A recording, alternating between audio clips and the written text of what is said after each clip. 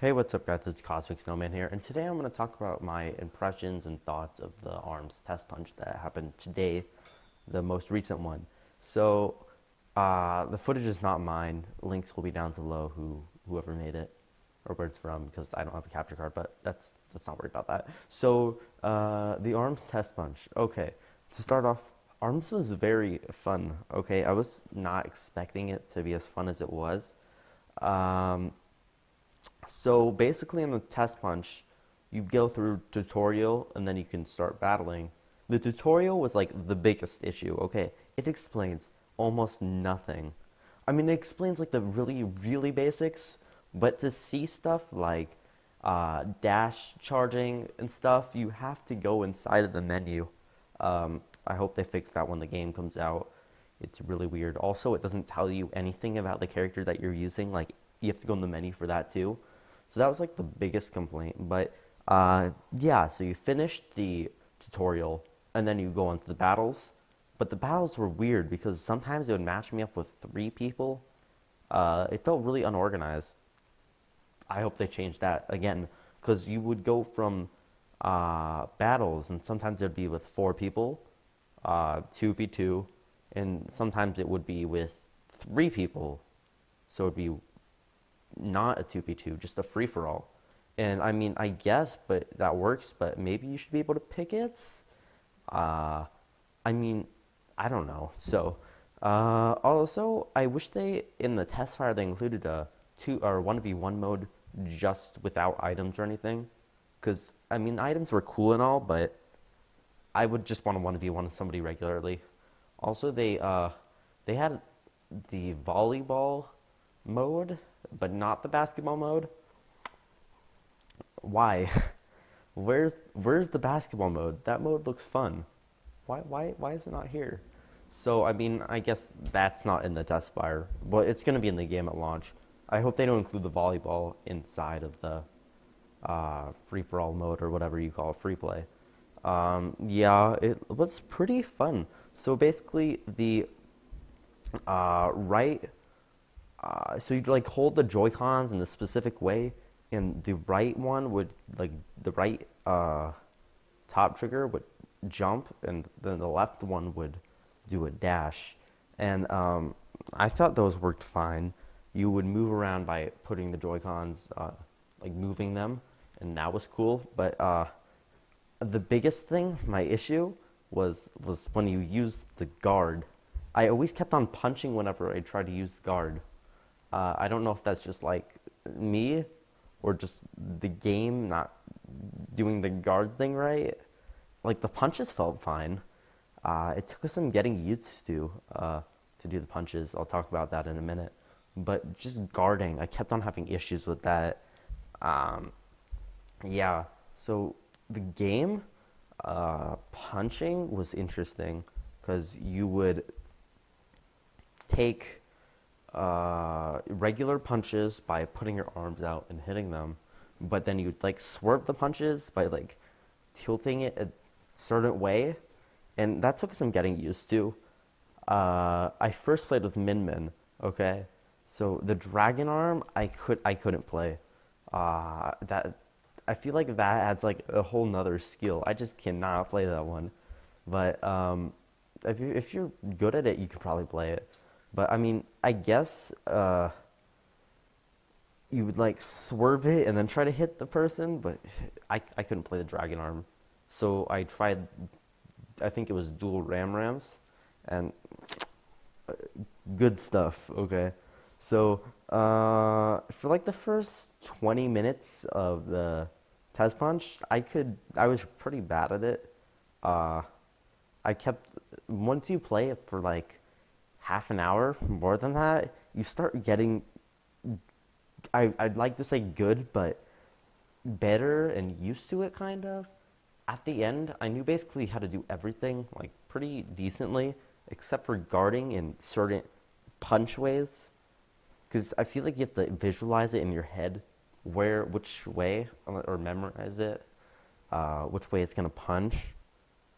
Because you can swerve the punches, yeah. So that took some getting used to. But at the end, I felt really prepared. And like the next test fire, I'm gonna be on that. I really can't wait to try it out again and see how much better I do. So I played like 3 of the characters.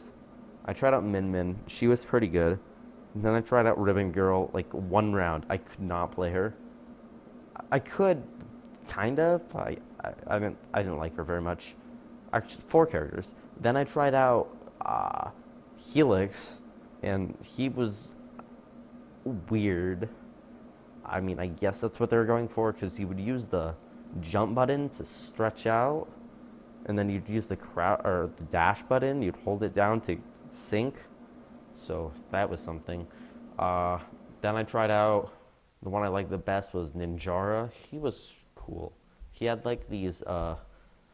So you would go in the midair, and you would like invisible dash, if that makes any sense.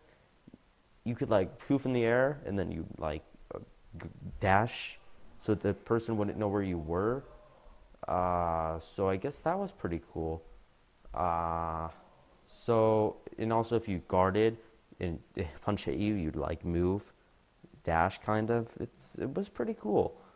So I'd say overall the test fire was really fun, but takes a bunch of getting used to if you were to play arms regularly.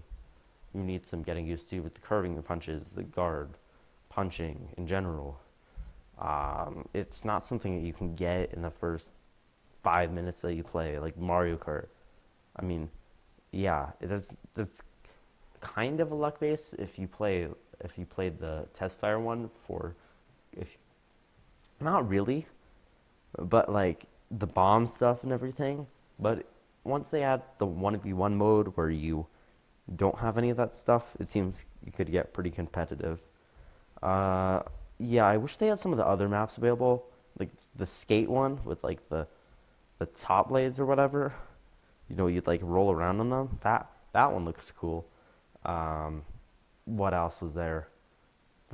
The Rippin' Girl one. I don't know, but I want to play that skate one.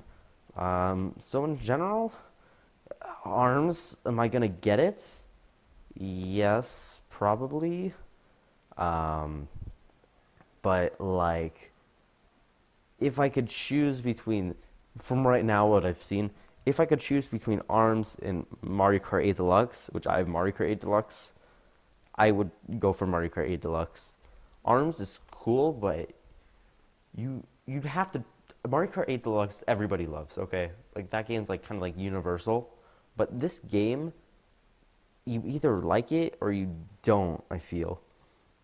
I liked it, but there's other people I've talked to that have said that they don't like motion controls and stuff, so it really depends if you like stuff like that. I mean, there's non-motion control ones, but it's aimed towards motion controls.